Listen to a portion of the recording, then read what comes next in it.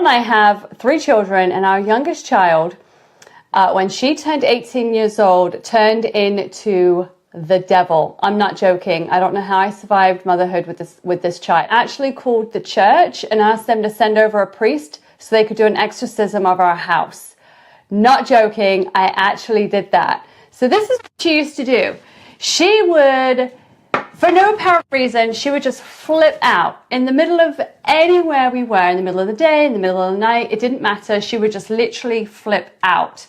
And she would lay on the ground and she would just take her head and she'd start banging it on the floor, banging it on the walls, and banging it on the dryer door. Now, we had dents in the dryer door. We had holes in the walls from where she would bump her head. She's 18 months old and she just would spaz out. And this happened all the time. Now, I was a stay-at-home mom with her at this point. And I'll tell you, all day long, every day, it was just too much. It was too much. I was losing my mind. And anyway, so I came up with this brilliant idea because she was not safe. She wasn't keeping herself safe. So I thought we had this massive like reclining car seat. So I figured I'd take that out of the car, stick it in the lounge, put it on the floor. It had a 5-point harness and I would stick her in there while she was going through these episodes. And it would keep her safe. And then I would just step back and move away because I was just not enjoying this at all. It was awful. I mean, I was in tears every day. It was so bad. And I put her in this 5-point harness. It took ages for me to get her in here. Hey, Tammy. It took a really long time to get her in this 5-point car seat harness. And do you know, she managed to climb herself out of it. Now, she's got bruises all over her head from where she's banging into the wall, banging into the dryer, banging on the floor.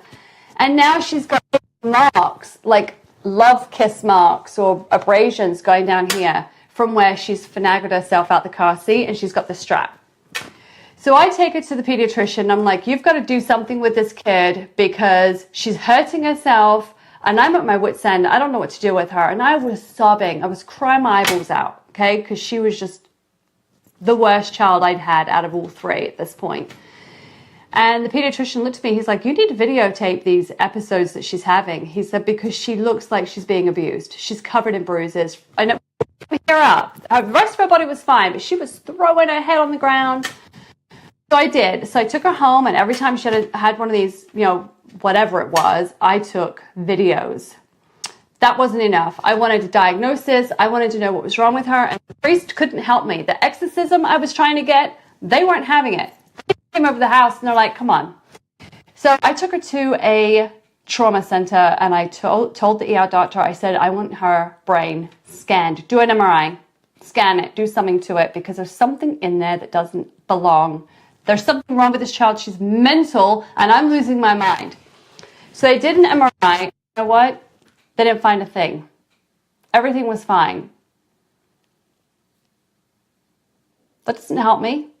Because there's something wrong with this child. So I said, okay, thank you. Drove her down the street for an hour to another hospital. And I said, please scan her. There's something wrong. And I know you shouldn't have 2 brain scans in like a day. But there was something wrong with her. So the ER doctor, they had emergency after emergency. We were in the room, herself and myself, in this room for hours. Literally, probably about 4 hours. She was hot, she was sweaty, she was starting to lose it again, which means I was starting to sweat and I was starting to lose it again.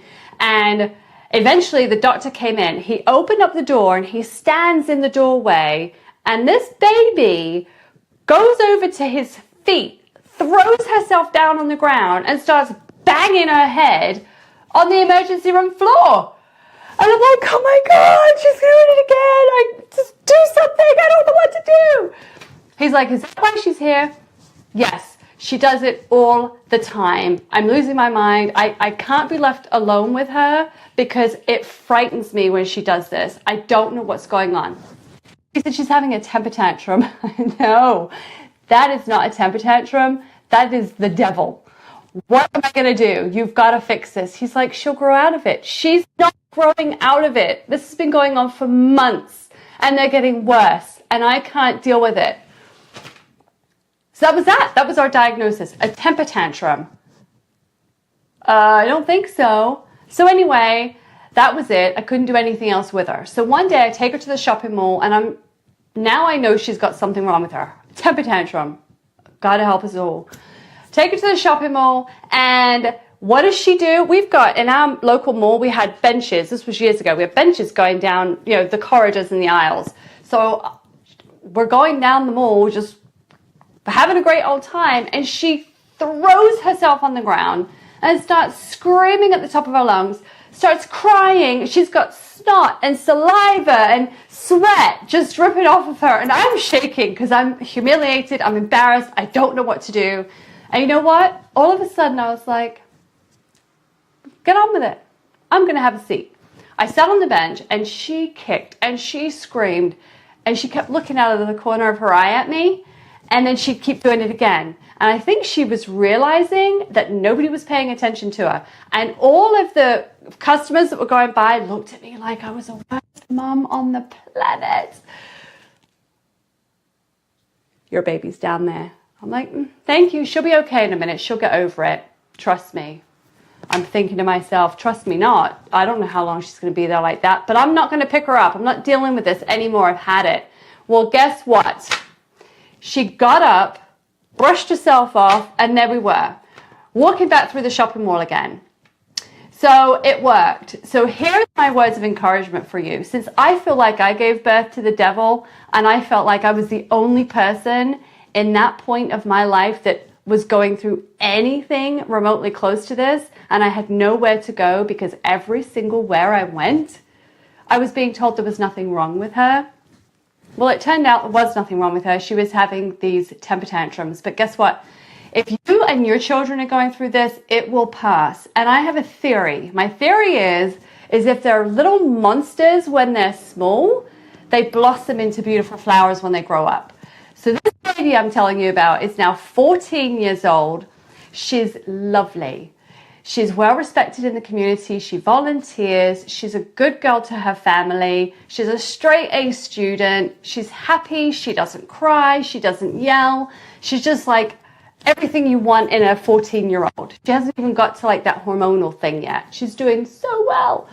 But it was a phase. It lasted about 6 months. I lost all of my hair. And anyway, so we made it through. So listen, if you're going through something like this, reach out, okay? Hi, Rachel. Reach out to somebody, shove it on social media, ask for help. Don't sit in the corner of your house crying your eyes out by yourself while your child is losing it because somebody else is doing the exact same thing. Hey, Gretchen, everybody's going through it at one point or another. So reach out for help.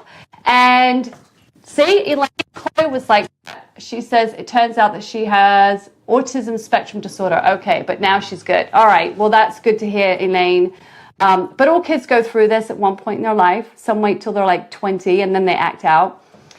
But anyway, I hope this helps you, and thank you, God, for letting it end. And now we've got 3 beautiful children that we love very, very much, and we all made it through the terrible twos. Have a really, really, really great day, and I will see you later. Bye.